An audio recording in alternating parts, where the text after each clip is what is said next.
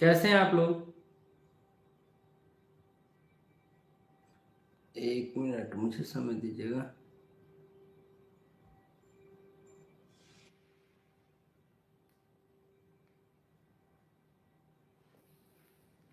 कैसे हैं आप लोग? अच्छे होंगे। आज थोड़ा टॉपिक इतर रहेगा, गर्दनी बाग से इतर रहेगा, क्योंकि आज दोपहर में वीडियो बना चुका हूँ गर्दनी बाग को लेकर और कैसे क्या चल रहा है उसको लेकर। बात अभी बहुत सारा है, बात बाकी भी है, लेकिन थोड़ा सा पढ़ाई लिखाई और आपके संदर्भ में बात कर लिया जाए, क्योंकि री एग्जाम को लेकर हमारा मुहिम कमजोर तो नहीं होने वाला है, लेकिन जो चीजें हो चुका है उसमें आयोग की भूमिका और आयोग की गलती को बताना बहुत जरूरी है। और कुछ छात्र जो आयोग की गलती को बताना चाहते हैं अपने ही अंदाज में, उनके लिए ऑब्जेक्शन कैसे करना है, सोर्स क्या हो सकता है और इसके बाद संशोधित कट ऑफ क्या हो सकता है, उसके बारे में एक छोटा सा डिस्कशन मैं करूंगा। बहुत बड़ा डिस्कशन नहीं रहेगा। बिल्कुल ठीक है, धन्यवाद पूछने के लिए PECS explorer ji. Good evening all of you. और आप लोग हैं तो मैं ठीक हूँ। मेन है ना कि एनर्जी पास होने रहना चाहिए। सर फोन रिसीव नहीं करते हैं, बहुत सारा कॉल आता है, कैसे रिसीव करें? 9334710148 नंबर दिया हुआ है, उस पर अगर आपको बहुत जरूरी होगा तो बता दीजिएगा, मैं बात कर लूंगा, ठीक है। गर्दनी बाग पे तो आज पूरा बैठा हुआ था मैं, फोकस इस लिहाज से करते करते चूक जाता हूं मैं, क्योंकि अब इस पर बात मैं करूंगा, आप मुझे मौका दीजिए।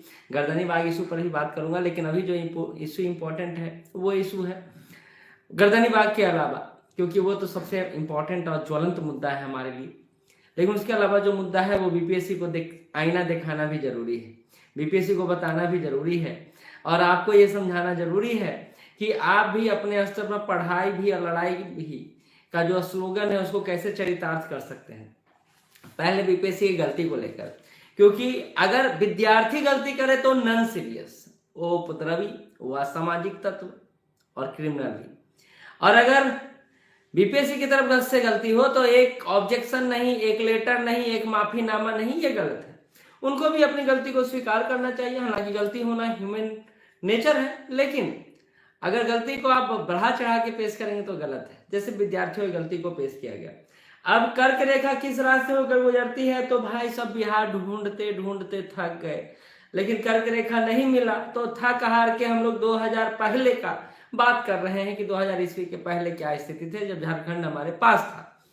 तो अतीत में जाकर क्वेश्चन सेट करने से अच्छा इसी तरह एक यूपी वाला भी क्वेश्चन सेट कर दिया इन्होंने। जैसे लगता है कि 20 साल 24 साल पहले बना के इन्होंने क्वेश्चन रखे हुए थे और वही क्वेश्चन को यहाँ पर ये समाहित कर दिए हैं। या तो ये अतीत में गए हैं या ये भविष्य में गए, क्योंकि ना जनगणना आया है ना बात हो रहा है। सुबोध सर आप शादी कर लो प्लीज, सर आप ही खोज लीजिए, खोज दीजिए ठीक है। शादी करके अगर खुश रह सकता है इंसान तो बहुत अच्छी बात है, लेकिन अगर दुखी हो सकता है तब तो जो हंस रहा हूं वो भी हंसी छीन जाएगा, है ना। तो ये क्वेश्चन डिलीट कर दिया गया, और ये क्वेश्चन किस आधार पर, कौन बेसिस पर दिया गया, ये आयोग ने बताना सही नहीं समझा। आज छात्र संसद, मैं वहीं पर था, गली में था मौजूद। मैं वो जो होता है ना, जो देखिएगा मुझे, आप अगर मुझे जानते होंगे तो मैं फ्रंट पे नहीं रहता हूँ और मुझे वो अच्छा भी नहीं लगता है। मैं स्टेज पर नहीं जाता हूँ, मैं प्रेस मीडिया के सामने जल्दी नहीं जाता हूँ, जब कोई नहीं रहता है तो मैं रहता ही हूँ। तो बच्चे काफी हैं और बच्चे के रहते टीचर की आवश्यकता नहीं है। तो बच्चे हमारे इतने सिंसियर हैं, इतने प्रबुद्ध हैं कि वो सारी चीजों को संभाल लेते हैं, ठीक है। ये मैटर कब खत्म होगा इस पर बाद में बात करूंगा मैं, ठीक है। तो पहला कर्क रेखा को लेकर क्वेश्चन डिलीट हुआ। दूसरा, उत्तर प्रदेश में ये हिमपात करवा रहे हैं। बीपीएससी ऐसा पहला आयोग होगा जो सीमा परिवर्तन कर देता है, क्योंकि उत्तराखंड शामिल था तो कोई बात नहीं, लेकिन भैया ये तो उत्तर प्रदेश में हिम रेखा की औसत ऊंचाई पूछ रहे हैं। अब इनसे कोई रिसर्च करवाए या फिर पढ़ाए बैठा के, अब यही लाए के बच्चे हैं, ये इनको पढ़ाना ही पड़ेगा, क्योंकि ऐसे तो ये काम चलने वाला नहीं है। धन्यवाद धन्यवाद, ठीक है। तीसरा क्वेश्चन जो डिलीट किया इन्होंने, पहले डिलीट पर बात कर लेते हैं। ये तो पहला ही दिन ही, पहले सेकंड में ही मैंने बोला था कि भैया 2023 में जनगणना इन्होंने करवा दिया है, बहुत भविष्य वक्ता है ये एस्ट्रोटॉक वाले लोग हैं। और ये एस्ट्रोटॉक वाले लोग पता है ना, भविष्य बता देते हैं तुरंत फटाक से। ऐसा ही कुछ इन्होंने 2023 की जनगणना के अनुसार किस भारतीय राज्य में साक्षरता दर सबसे अधिक है का क्वेश्चन इन्होंने सेट कर दिया। तो ये बीपीएससी की गलती था, जिसको उन्होंने माना भी और डिलीट भी किया, लेकिन माफी नहीं मांगा। बड़ी बात है। अब आते हैं, ये 4 जनवरी का क्वेश्चन पर मैं बात कर रहा था, अब आते हैं 13 दिसंबर के क्वेश्चन पर। कई सारे ऑब्जेक्शन आप 10 से 16 तारीख तक बीपीएससी को भेज सकते हैं। प्रोसेस आपको पता है, तो प्रोसेस बताने की बात नहीं है, मैं ऑब्जेक्शन वाले सारे पॉइंट बता देता हूं। और मुझे पता है कि आप इसको अच्छे से फिर से रिसर्च कीजिएगा, क्योंकि मेरा रिसर्च तो अपने लेवल पर है, आपका रिसर्च अपने लेवल पर होगा। एक क्वेश्चन आया, जो क्वेश्चन चर्चा में रहा भी, बिहार के सकल घरेलू उत्पाद यानी जीडीपी में कृषि का कितना योगदान है, इसको लेकर मैंने चर्चा भी किया कि बिहार इकोनॉमिक सर्वे जीवीए की बात करता है, जीएसवीए की बात करता है, ग्रॉस स्टेट वैल्यू एडेड, लेकिन इसने जीडीपी पूछ लिया है। तो बीपीएससी का आंसर रहा 26%, जबकि आंसर होना चाहिए नन ऑफ द अबव। क्यों? क्योंकि state.bihar.gov.in और क्या एग्रीकल्चर डिपार्टमेंट कहता है कि 24.84% के आसपास है। तो अगर आप एग्जैक्ट डाटा लेके चले तो 25% है, तो 26 इन्होंने बहुत ज्यादा नजदीक मान लिया है, ये सही नहीं है। वहीं PRSindia.org का रिपोर्ट कहता है 24.84% यानी 25% के आसपास। तो अगर ये 26% माने हैं तो ये नियर बाई लिए होंगे, लेकिन अगर ये नियर बाई क्यों लेंगे भाई? जब गलती है तो गलती मानना चाहिए, डिलीट करना चाहिए इनको। तो पहला बात, सोर्स मैंने बता दिया state.bihar.gov.in का, और दूसरा PRSindia.org का, जिसमें 24.84% दिया हुआ है। तो बिहार का जीडीपी में कृषि का योगदान कितना है? तो 25% के अप्रॉक्स है, 26% है ही नहीं।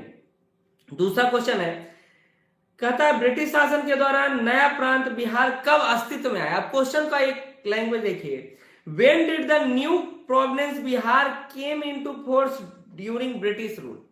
अब ये कब आया ये पूछ रहा है। तो आप देखे होंगे बीपीएससी ऑप्शन आंसर जो दिया है अप्रैल 1912 दिया है, बहुत सारे लोग लगाए हैं, जबकि फैक्चुअल बात यह है कि दिसंबर 1911 में अनाउंसमेंट हो जाता है कि अब बिहार अस्तित्व में आएगा, तो उसके साथ उड़ीसा भी रहेगा। तो 22 मार्च 1912 की बात होती है कहीं कहीं, 11 दिसंबर 1911 की बात भी कहीं कहीं आप देखेंगे। सोर्स कहता है बिहार लेजिस्लेटिव असेंबली का जो सोर्स है वो कहता है, और 12th NCERT page number 2210 number page जो है उसमें ये बताया गया है फैक्चुअल बात की 22 मार्च 1912 लिखा हुआ है। तो अब बीपीएससी का आंसर ये भी बदलना चाहिए, अगर आप सोर्स देते हैं तो बीपीएससी अपने आधार पर देख सकता है। एक और क्वेश्चन है, अंग्रेजों ने राजधानी को दिल्ली कब स्थानांतरित किया? तो ये इसी की बात कर रहा था मैं, सॉरी, उस समय था बिहार को लेकर तो अप्रैल 1912 दिया है, जबकि 22 मार्च 1912 होना चाहिए। ये बिहार लेजिस्लेटिव असेंबली में, और एनसीईआरटी पेज नंबर 2010 में दिया हुआ है, 210 में दिया हुआ है। 12th का एनसीईआरटी आप उठा के देखेंगे तो वहीं अंग्रेजों ने राजधानी को दिल्ली कब स्थानांतरित किया? तो आंसर दिया है बीपीएससी ने 1912, जबकि एग्जैक्ट बात है कि दिसंबर 1911 में दिल्ली राजधानी होगा, ये बात कह दिया गया। और ये स्पेक्ट्रम बोलता है, हालांकि स्पेक्ट्रम को बीपीएससी नहीं मानेगा क्योंकि वो सरकारी कोई सोर्स नहीं है।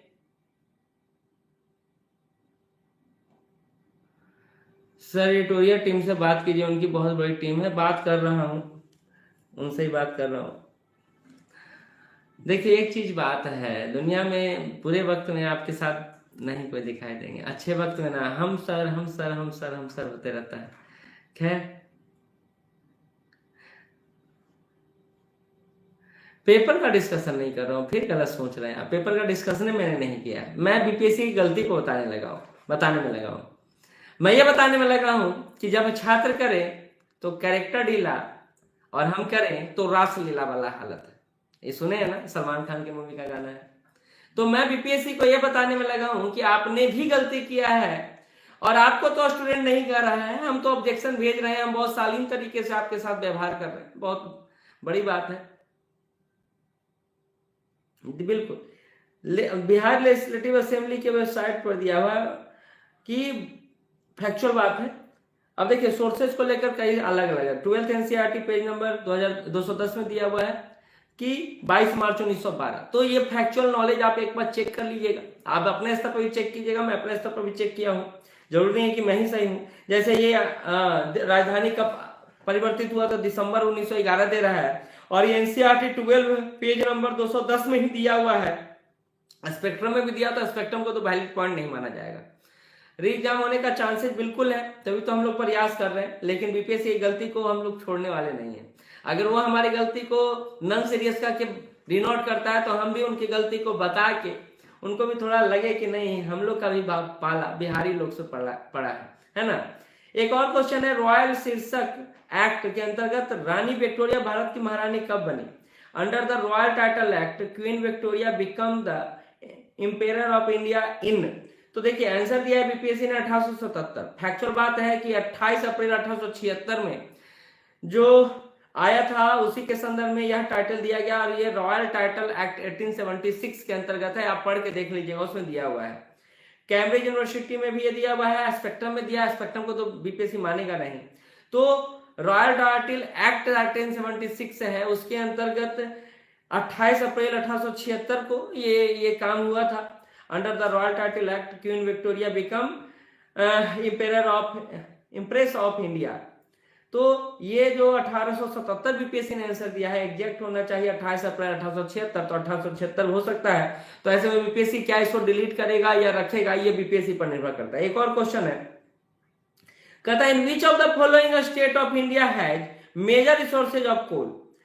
इसमें से कोयले का प्रमुख भंडार कहां पाया जाता है? बीपीएससी ने आंसर माना है डी को माना है।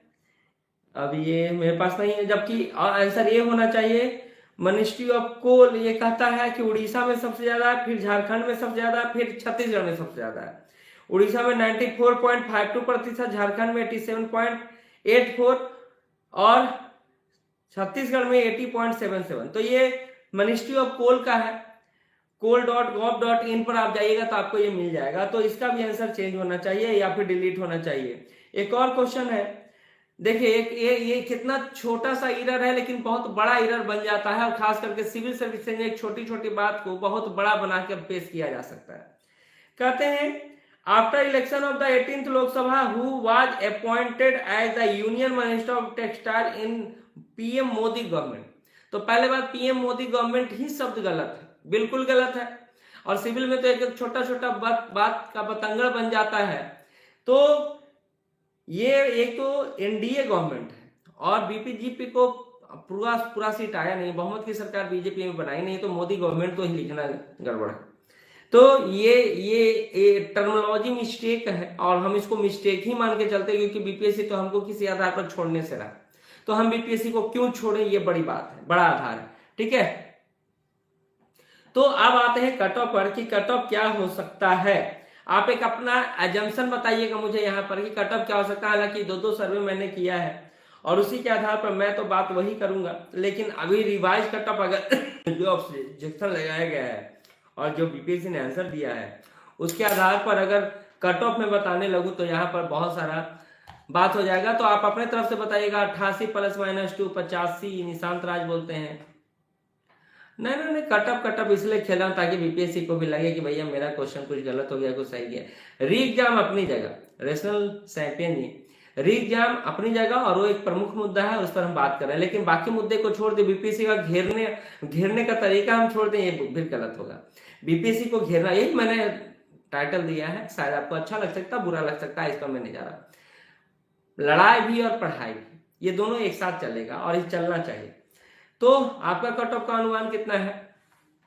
चलिए ठीक है, मनु भाई परमार भी हमारे साथ चलिए ठीक है, नाम भी आप लोग एकदम यूनिक रखते हैं, बहुत अच्छा। चलिए ठीक है, बहुत अच्छा। तो मैं यहाँ पर थोड़ा रिवाइज कट ऑफ दे रहा हूँ जो आज मैंने क्वेश्चन डिस्कशन किया, और अगर इसके साथ बीपीएससी आगे पीछे करता है तो कट ऑफ ये रहेगा 87 ± 2 और 80 ± 2 लड़कियों के लिए। फिर से बता रहा हूं, 87 ± 2 और लड़कियों के लिए 80 ± 2। ईडब्ल्यूएस का 83 ± 2 और लड़कियों का 78 ± 2। ये ईडब्ल्यूएस का। बीसी का ये रहेगा 82 ± 2 और ये रहेगा 78 ± 2। ईबीसी का 79 ± 2 और ये रहेगा 75 ± 2 महिलाओं के लिए।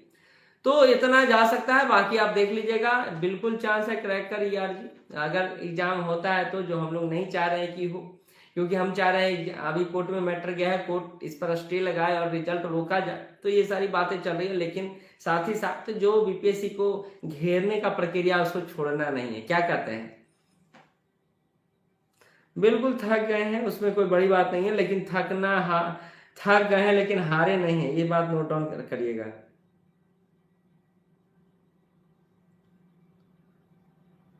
सर कल के मेन का क्लास होगा, देखिए अभी वहां एक्टिविटी कल बिहार बंद का आयोजन किया गया है, ठीक है। और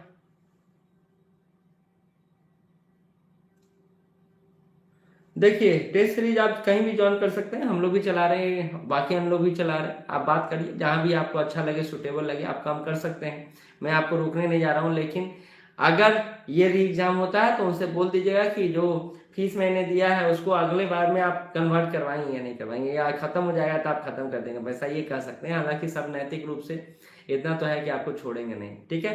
तो आज यहीं तक, फिर मिलते हैं। वो छोड़ दीजिए, सत्य प्रकाश सर क्या बोले थे या नहीं बोले थे। धन्यवाद।